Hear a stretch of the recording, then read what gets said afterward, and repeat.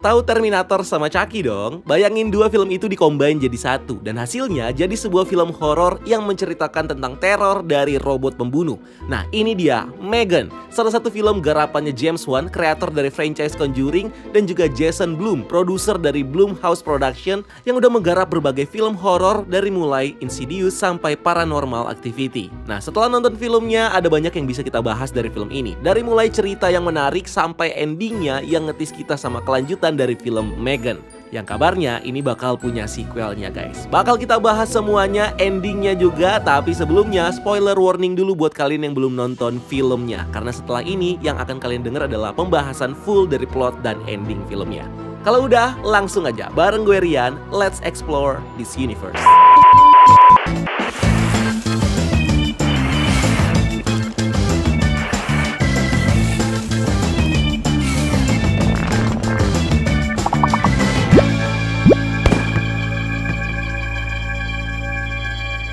Cerita film Megan berawal dari Gemma, seorang ahli robotik dan kreator mainan yang bekerja di sebuah perusahaan mainan ternama bernama Funky. Nah, Gemma ini punya keponakan bernama Cady, anak dari kakaknya yang bernama Ava.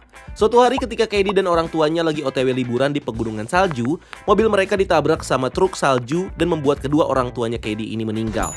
Cady yang jadi yatim piatu harus diasuh sama bibinya Gemma yang ditunjuk menjadi wali sementaranya. So tinggallah Cady di rumahnya Gemma. Gemma nggak punya pengalaman sebagai orang tua. Gemma adalah cewek single workaholic yang punya kehidupan berkutat pada proyek di kantornya. Gemma kesulitan mengasuh Cady, apalagi Cady masih memiliki trauma setelah kematian orang tuanya yang membuat dia menjadi pendiam dan sulit berkomunikasi. Di sisi lain, Gemma lagi stres karena bosnya bernama David menuntut Gemma dan timnya untuk membuat produk mainan baru yang lebih murah dan unik setelah produk mainan mereka ditiru sama perusahaan saingannya dengan harga yang lebih murah. Gemma dan timnya sebenarnya sedang mengembangkan sebuah robot dengan kecerdasan buatan atau AI yang diprogram untuk menjadi pendamping setia buat anak dan pendukung buat orang tua untuk mengasuh anak. Robot itu dia beri nama Megan yang merupakan kepanjangan dari Model 3 Generative Android. Megan adalah robot android yang dibuat dengan material titanium sehingga tubuhnya bisa awet dalam waktu lama dan gak cepat rusak di berbagai kondisi. Selain itu, Megan juga dikoding dengan AI yang khusus diprogram untuk terus belajar secara mandiri supaya dia bisa memenuhi kebutuhan si anak dan bisa membantu anak untuk belajar dalam berbagai kondisi.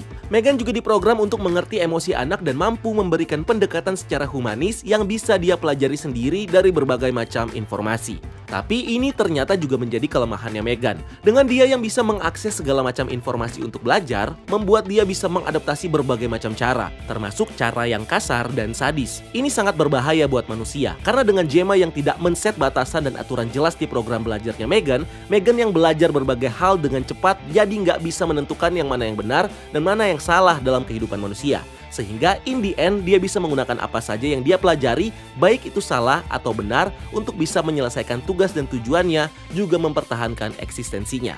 Selain itu, Megan juga tidak terlepas dari problem yang kalau menurut para filsuf disebut sebagai paperclip problem, yaitu ketika AI hanya difokuskan untuk melakukan satu tugas tertentu, sehingga AI ini bakal mendedikasikan dirinya dan melakukan segala hal, termasuk hal buruk untuk bisa menyelesaikan tugas itu.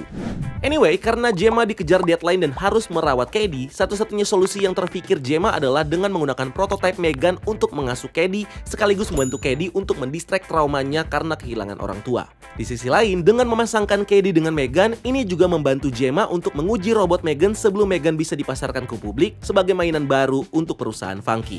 In the end, Gemma akhirnya memprogram Megan untuk mengasuh Cady dan melindunginya agar tidak tersakiti baik secara fisik maupun emosional.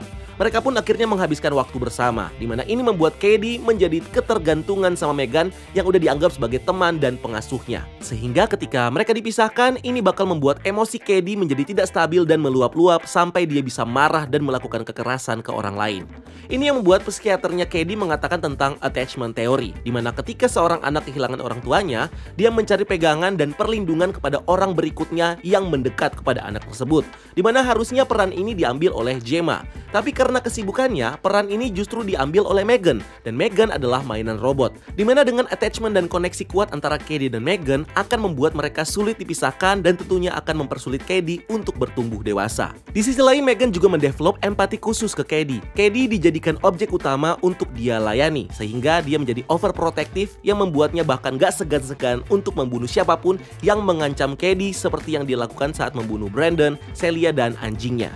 Karena bisa belajar banyak, ini membuat Megan menjadi sosok yang cerdas, di mana Megan bisa dengan sadar melakukan berbagai cara untuk menyembunyikan aksi pembunuhannya, termasuk mengkorap data rekaman yang terekam di lensa mata Megan yang menampilkan saat dia membunuh para korban. Ini supaya Gemma dan polisi tidak curiga kalau Megan selama ini adalah pembunuh. Tapi kebusukan Megan akhirnya ketahuan dengan Gemma yang udah mulai menyadari tingkah anehnya Megan. Mereka selalu ada di tempat kejadian pembunuhan, ditambah dia juga akhirnya menemukan file rekamannya Megan yang korup. So, Gemma yang menyadari betapa berbahayanya Megan akhirnya berusaha untuk men-shutdown Megan dan meyakinkan timnya untuk menggagalkan perusahaan Funky yang mau melaunching Megan secara global. Tapi usaha ini sia-sia karena Megan yang udah kelewat pinter yang bahkan bisa mengakses internet dan masuk ke berbagai gadget. Ini membuat Megan bisa bangkit lagi setelah sebelumnya di-shutdown sementara sama Gemma. Mulailah Megan menyakiti timnya Gemma dan melakukan serangkaian pembunuhan di perusahaan Funky, termasuk membunuh CEO Funky, si David, dan juga asistennya Kurt.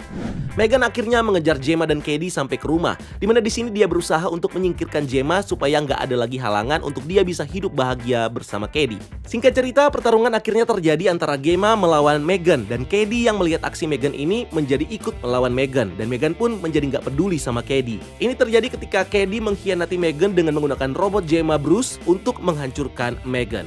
In the end, dengan menggunakan obeng, akhirnya Cady berhasil merusak chip prosesor Megan yang berfungsi sebagai otaknya di tubuh ini. Dimana ketika chip ini rusak, tubuh Megan akhirnya secara 100% bisa berhenti berfungsi.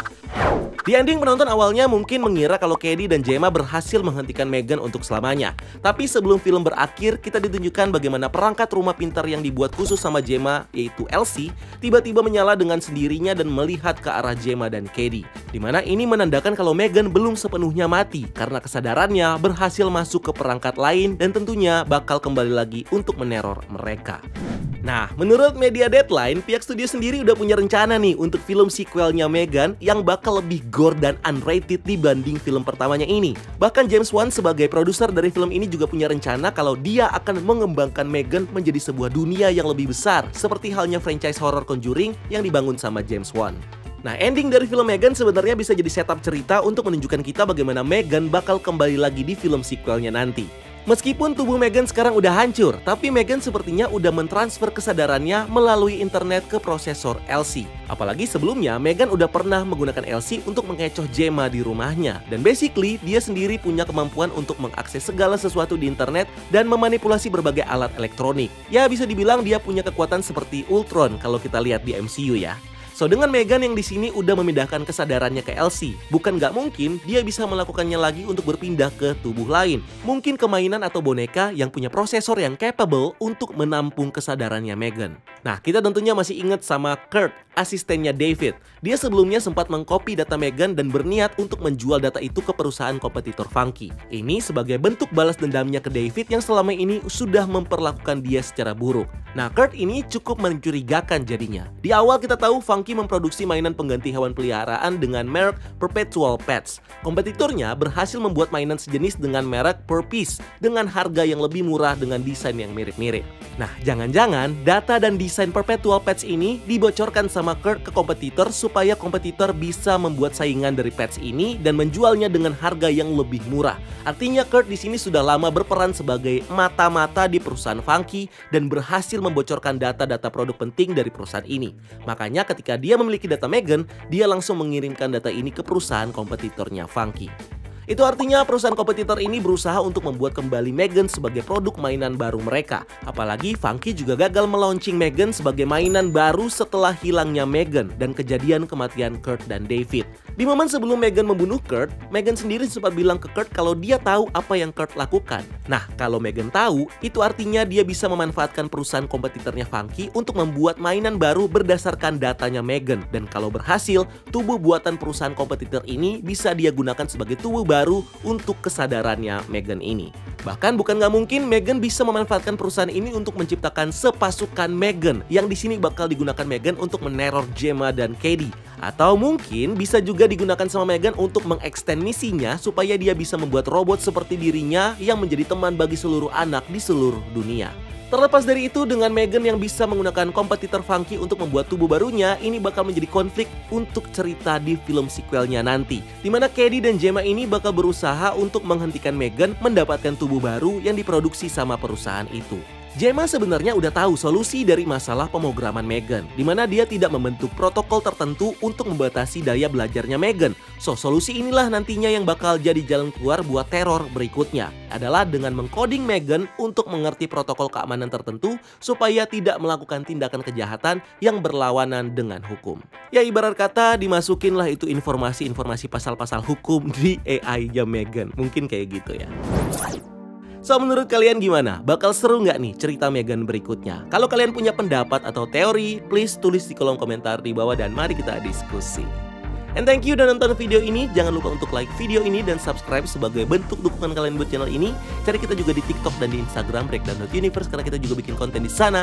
Dan jangan lupa lakukan satu kebaikan hari ini. See you on the next video. Gue Rian, until next time, keep exploring the multiverse.